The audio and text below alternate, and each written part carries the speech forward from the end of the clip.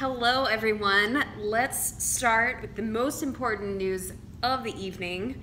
Tonight, a dream came true for me and it was awesome, and I think I'm probably gonna wake up tomorrow and realize what happened, but I'll give you a little context. When I started this channel and I started talking about wine on camera, on Instagram, on YouTube, I had sort of a North Star, and that was Gary Vaynerchuk. He started Wine Library TV, and a lot of you know already that I'm a huge fan of Gary and what he has done, not only in the past for wine, but what he's continuing to do today. And when I started, in my mind, I had like sort of a mental goal for myself, and I said one day I will get to work with Gary Vaynerchuk. I will be on camera with Gary Vaynerchuk, and tonight was that night.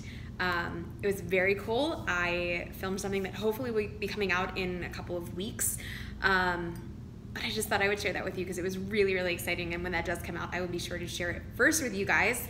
And tonight we're going to be talking about the 1980 Schug Pinot Noir from Carneros. This was our vintage pour of the evening, and for those of you who don't know what we're doing here at Press, it's pretty cool. We're pouring a wine that is a little bit older, so wines with age, by the glass every single night, and it changes. It can be a red, it can be a white, it can be from any vintage.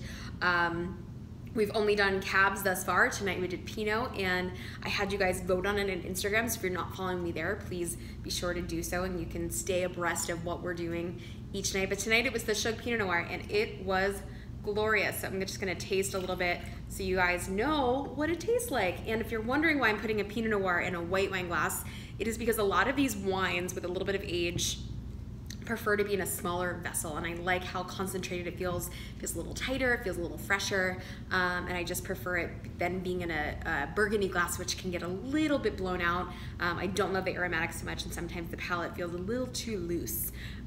This is a really cool wine. This is Schug Pinot Noir, and the story with Schug is Walter Schug founded this winery. And Walter Schug was a German-born guy who came here in the 1950s to California. He grew up in a Pinot Noir vineyard in Germany and worked for Gallo for a little bit, but then was the winemaker at Joseph Phelps in the 70s. And he was really instrumental in blending the first insignia and coming up with that.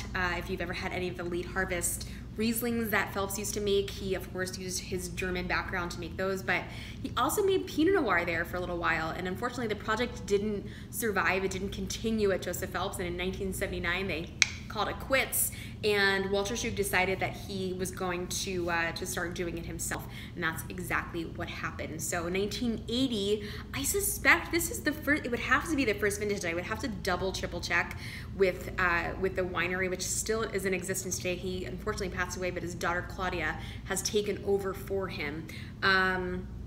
So a lot of history here. Someone that obviously really cares a lot about Pinot Noir, that is in his blood, and I think this is just a really, really cool bottling. Alcohol is 13% by volume, if a few of you guys asked about that. Oh, it does actually say on the side here. I should have read the label. The inaugural release of our family winery came from grapes grown on a 600-foot high vineyard northwest of St. Helena.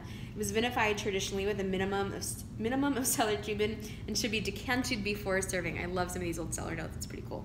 All right, so let's get in the wine.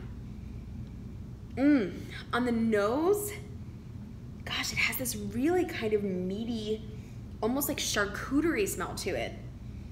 It almost smells like dried beef jerky, and then a little bit of like dried cherry, and then it has like a funky mushroom quality underneath of it. Super, super interesting. Now it's getting a little bit floral, a little like purple flower, a little lavender. Really interesting. I think if I were blind tasting this wine, initially, I might suspect that it could be Syrah. It has that kind of like meaty gaminess to it, lots of red fruits. It definitely smells like it has age. It has a little bit of like mustiness to it, which I really like, but if you are someone that really only wants fruit, this would probably not be the wine for you. Let's get on the palate.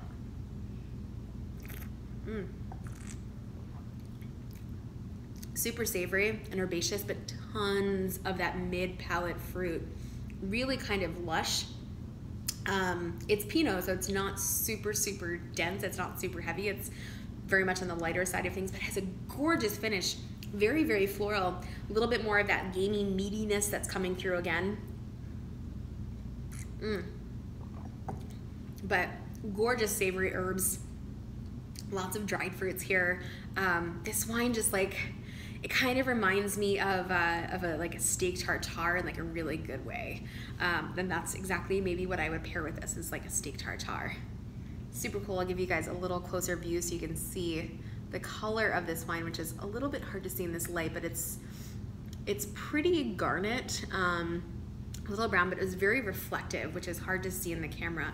And reflection is a really good sign of freshness, of how that wine has stood the test of time. I think when we're looking at wines, more than anything, what we're looking for is what the color looks like. And a lot of times what we'll do is, if we're looking at a wine to see if we're going to purchase it, if it's got some age in it, we'll shine a flashlight up under the neck here so you can see what the color looks like. And if it's really bright and it's reflective and it's more red than brown, then that's a better indication of how that wine's going to be coming out of the bottle, more so for us here at Press, more so for us than a fill level or even how the cork was looking.